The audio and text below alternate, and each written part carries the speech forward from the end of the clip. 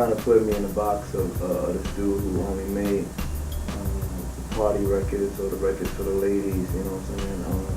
I do certain kind of records for certain things, you know, and really with your singles, with your really songs that's off your album that appeal to the masses and can really sell your album. So you have to do what you have to do single-wise in order for your record to sell, you know. And some people maybe don't understand that, but at the same time, I wanted to be able to show them that, you know what I'm saying, I can do, I'm a versatile artist, you know, I can make different kind of songs and be successful with them, but sometimes it's not always really, you know, people don't believe it till you show them it, so that's what I really had to do with this album. And just lately, like you said, just try to step it up a little bit, take it up a notch and show them that I've grown in between albums. And also just I realized with this album just about making just diversifying the album, you know what I'm saying, making it something that can be heard by no matter where you're from, whether you're from London, whether you're from the States, whether you're from Africa, Australia, wherever you're from, you know, good music is good music, you know what I'm saying, worldwide. So that's what I wanted to, you know, definitely captivate on this album. Really, I got the joint from Just Blaze, you know what I'm saying, it's definitely a strong beat just off the instrumental before I had any words to it. So I definitely wanted to make it a strong caliber record, you know what I'm saying, it's something that made an impact when you heard it, you know. I went to work on it and just really vibe with the record, you know what I'm saying. And that's really where I get most of my stuff from, just vibing with the record a little bit and just seeing where it takes me, you know what I'm saying. So that's what I did with Breathe, man, and I came up with the concept of the Breathe just because, you know, really breathing is an exercise of inhaling and exhaling, you know what I'm saying. And I wanted people to kind of exhale all the old prejudgments and pre-thoughts that they may have had from the old stuff and old singles and stuff like that. And just inhale this new music that was coming, you know what I'm saying? Inhale a new album, everything was just, you know what I mean, a fresh start. So, you know what I mean, and Breathe, you know, it had a good sample, it had something. I actually thought it was saying Breathe when Just first gave it to me, but it wasn't, it was saying ee or something like that. So what I did was I wrote the whole song based on a scenario of breathing, and then brought it to Just Blaze's attention. He said, yo, it's not saying breathe. I was like, oh man, but he's like, yo, it's no problem, I can make it say breathe. And we just did it, you know what I mean? Came out to be a strong record, a very influential record as far as career-wise. Like, you know, it may have not been a record that maybe attacks the pop or the crossover market where and demand sales, but you know, it was a record for me that worked because it showed, you know what I mean, a versatility in my craft, you know.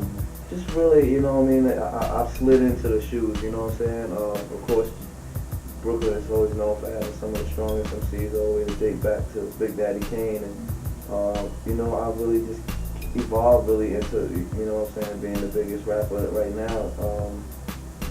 But I don't want to let the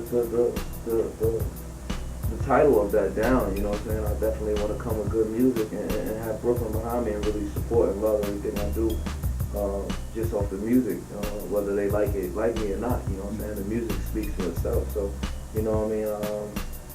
And I've been having continuous support from Brooklyn for over the years, so you know what I mean. Jay-Z was always there, Biggie has always been here, you know what I'm saying. A few other artists, you know, MOP, different, you know what I mean, have all did what they do to add to Brooklyn being where it's at. So, you know what I mean, I just want to continue and contribute in any way I can, and definitely hold the borough down. And if Jay retires, you know, I want to definitely be one of the contenders, if not the dude that, you know what I mean, carries the torch.